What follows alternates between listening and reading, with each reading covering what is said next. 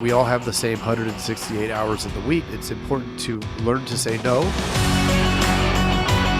Hello, welcome to the Insurance Dudes. Something I wanted to talk about with everybody is I'm Han Solo over here talking about boundaries. I don't know if this is a term that anybody's dived into before. We tend to be pulled in a lot of different directions. In wanting to be the good guy, make people happy around us, right? We're salespeople. We want people to smile and nod and like us. It can be challenging at times to say no. We're being the people pleaser. Why are we doing that, right? We want to feel good about what we do. We don't want to feel selfish. So what will happen is we will end up letting our time suffer with this perception that we don't want to be selfish. Now, think to yourself if you've ever had any of these types of experiences where you get a call, somebody says, "Hey, do you got a minute?" And we all know got a minute turns into much longer than got a minute. Whatever you're working on probably is serving your business much better than interrupting everything and helping with whatever it is you're going to help with. So it's important to set these boundaries. It's important to learn to say no to your team. It is really important to guard your time, right? We all have the same 168 hours in the week,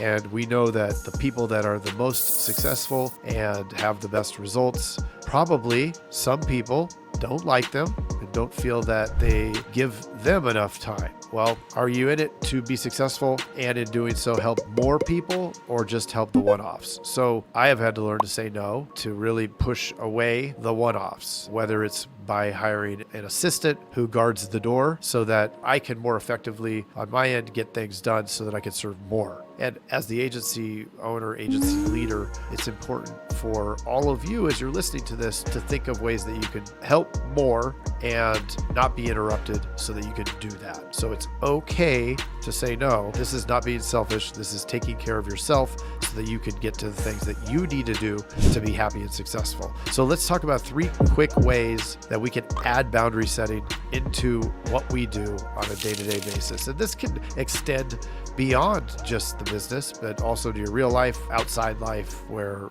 the same sort of thing happens. One thing that's really important is we need to identify the things that we're doing that we don't enjoy doing and look at the things that we do enjoy doing and really put the focus on spending a lot less time on those things that we don't want to be doing, especially in business. If you don't like doing it, solve that task being done by somebody else. Something that I've learned over the years is it's a control thing where I feel like I need this activity or task to be done to my satisfaction in that it needs to be gone through steps A, B, and C.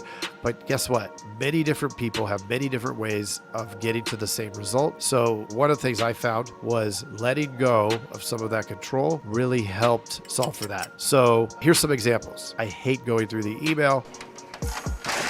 I don't enjoy getting yelled at by clients.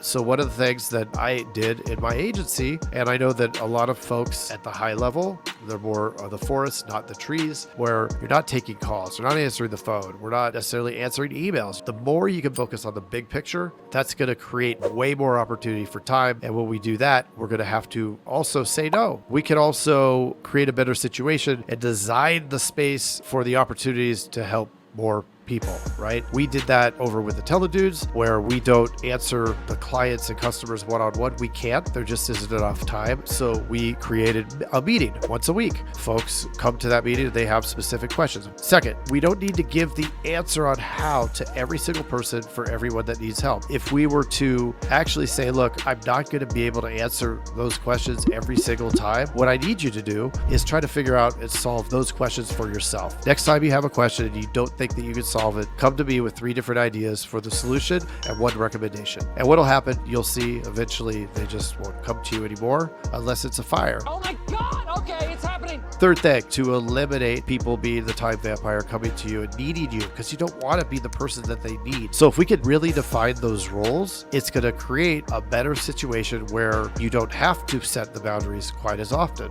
right? And again, as you hire people, bring them on, be very clear and specific about what those expectations are and really set that boundary right up front. The more work you put into the front, the less there's going to be at the back. Thank you for jumping on this playbook, and we will see you on the next one.